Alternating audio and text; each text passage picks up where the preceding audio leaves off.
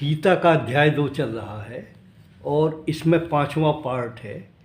तो बड़ा ही रोचक और सरल शब्दों में आदरणीय डॉक्टर राजेंद्र कुमार मिश्र जी ने इसको एक्सप्लेन किया है। तो मैं अब इस संबंध में और भी जो मेरे मन में जिज्ञासाएं हैं उनका समाधान चाहता हूँ।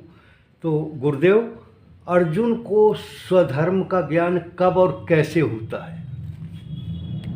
हाँ जी। अर्जुन को जब आत्मज्ञान होता है और आत्मा का साक्षात्कार होता है तो उसको शोकातीत अवस्था प्राप्त हो जाती है, वो शोक रहित हो जाता है। लेकिन अभी उसके अंदर पाप बोध बाकी है। पाप बोध के लिए उसको स्वधर्म पालन की ज़रूरत है। तो स्वधर्म पालन के लिए स्वधर्म का ज्ञान होना जरूरी है। और ये ज्ञान अर्जुन को जब साक्षात्कार होता है उसी के उपरांत आज्ञा चक्र में होता है।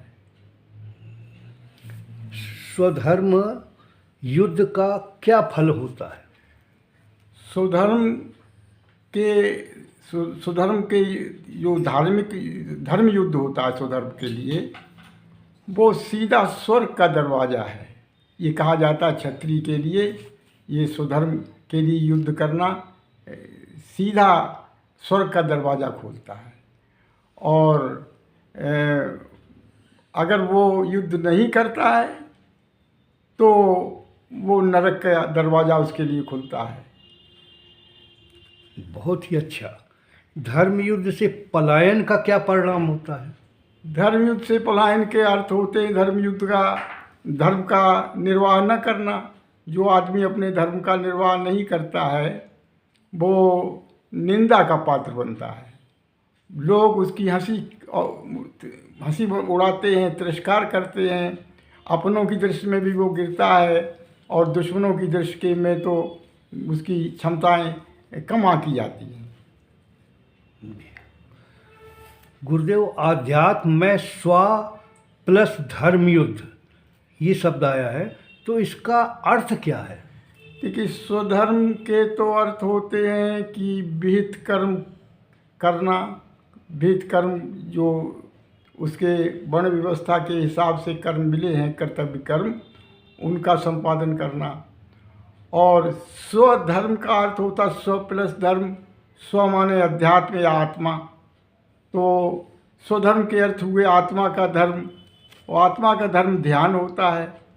ध्यान जो है वो आध्यात्मिक कर्म है। ध्यान के द्वारा आत्मा परमात्मा से जुड़ती है।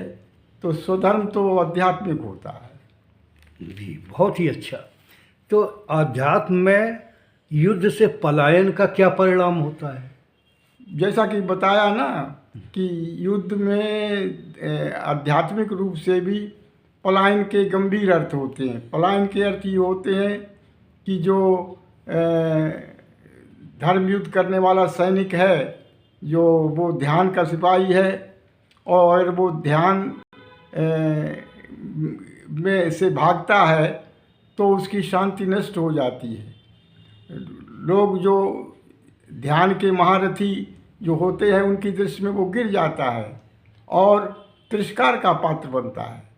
दुश्मनों की दृष्टि, दुश्मन माने जो कर्माशक्त सेना के सिपाही हैं, जो क्लेश विकार और दुर्गुण वगैरह हैं, उनकी दृष्टि में वो उपहास का पात्र बनता है। बहुत ही अच्छा। तो संभाव से युद्ध करने से कौन सी अवस्था प्राप्त होती है?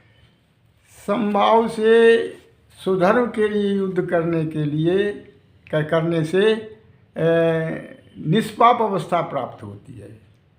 निष्पाप अवस्था में इंसान पाप रहित हो जाता है।